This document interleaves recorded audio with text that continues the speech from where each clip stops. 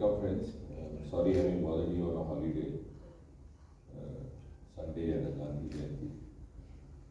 But nevertheless, as has been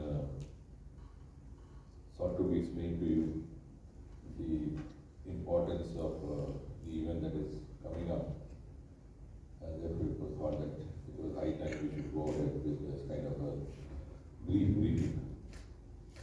Now, as you would recall, over the last 8.5 years, ever since Prime Minister Modi took over, there have been a series of path-breaking decisions, out-of-box decisions, some of them tending to break many a taboo of the past.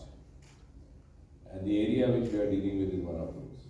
For example, it was Prime Minister Modi who took up the initiative to unlock the space technology. So all these years, for almost 70 years, space was functioning behind a veil of secrecy. It has now been opened up for the last 2-3 years, and I'm glad to know that we have more than 60 startups already in place, ever since it's been opened up for the private players as well. And continuing in the same way was this geospatial initiative, the new guidelines for drones. Earlier on we were having drones were being developed, but the conditions, the regulations were such that you had to have it only in a research institute or IIT. So clandestinely people would develop the drones there and along. So in an era like this, where India is now a part of the global world and we are actually living up to global benchmarks in a very commendable manner, I think we just needed political will to get out of that mindset and status quo, which again we owe to Prime Minister. We have new guidelines for geospatial data, drone rules 2021, and the draft policies for geospatial remote sensing and satellite navigation. Now, what is this geospatial all about? This the geospatial infrastructure, if you put it in a single sentence, I think it is connectivity, convergence, and digitalization. So all the three put together. And as Dr. Jitendra Singh was mentioning, that we have a huge survey projects going on in the huge departmental survey.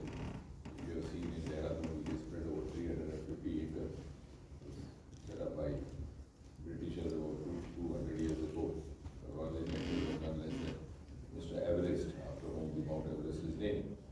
But now you don't think you need even that kind of land, because everything is done in a small cubicle using space technology. So we have graduated to such an extent, and therefore the challenge and the responsibility and also the opportunity is how best to use this technology to improve upon our working, making more specific.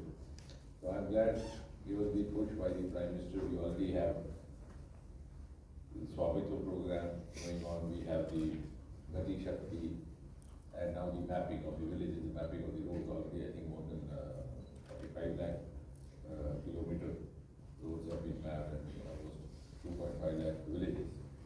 So in a short span of time, ever since this leverage was created by the Honorable Prime Minister, we are moving to this. So from that point of view, today we are in a position where we can share our best practices, our experiences with the rest of the world. And while Dr. Jitendra Singh and Shambhuji were saying that we are very excited to host, I would rather add to that saying that the world is very excited to be hosted by India. Because now the time has come that the world is looking up to us, because not only because we have now technology which is of the world class, which is equal to the country, but we have an advantage of dealing with heterogeneous conditions. So none of the European countries, even the homogeneous milieu or homogeneous condition, will have the opportunity of mapping 7.5 lakh villages, some in northeast, some close to the ocean, some in Himalayas. So the kind of experience that we have is itself a great teaching and learning for the rest of the world. So that's why the other countries not only look forward to be hosted by the grand hospitality which Dr. Jitendra Singh and team are actually, I'm sure, going to offer them. But besides that, also a huge feast of knowledge they are looking forward to. And this also is a matter of honor for us that the United Nations World Geospatial Information Congress, which is now being mentioned as UN WGCI, is the second one. The second is being hosted in India, and we'll carry on this trend.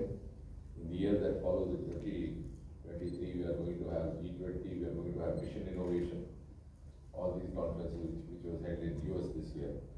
So, in other words, India has not only become a favorite destination for technology exploration, but also a destination for technology learning. Earlier on, we used to look forward to West. And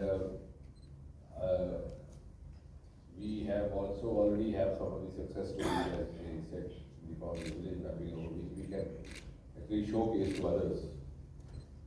And if you go through the booklet that they are providing, this scientific program has been very diligently planned. We have plenary sessions which will deal with sustainable development goals.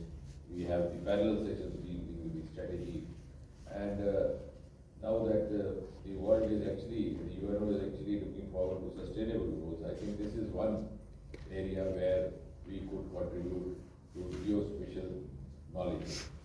And most of all, and yes, as was being mentioned, we have geospatial Jopal and state of art.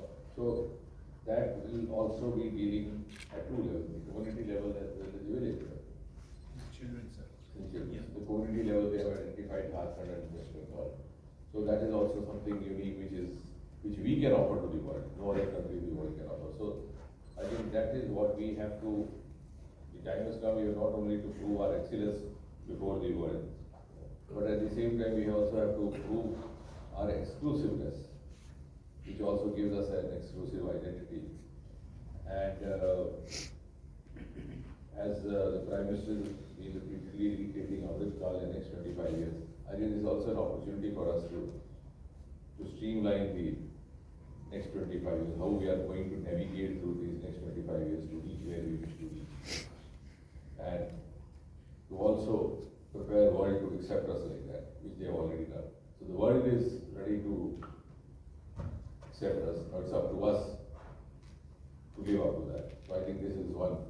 Besides being geospatial, this has a huge other connotation that it gives India yet another fillip in the kind of parameters which determine the nation's standing in the 21st century world. So I'm glad we should, and I think one of the reasons to hold this small meeting is that they look forward to a good coverage, because fortunately or unfortunately, they are not the ones who are very much, taken up by the media, because they hardly abuse anybody, so they don't need news. They don't have the opportunity. And so I wish gradually as we evolve, we'll also evolve into making them newsworthy, and you can guide us how best they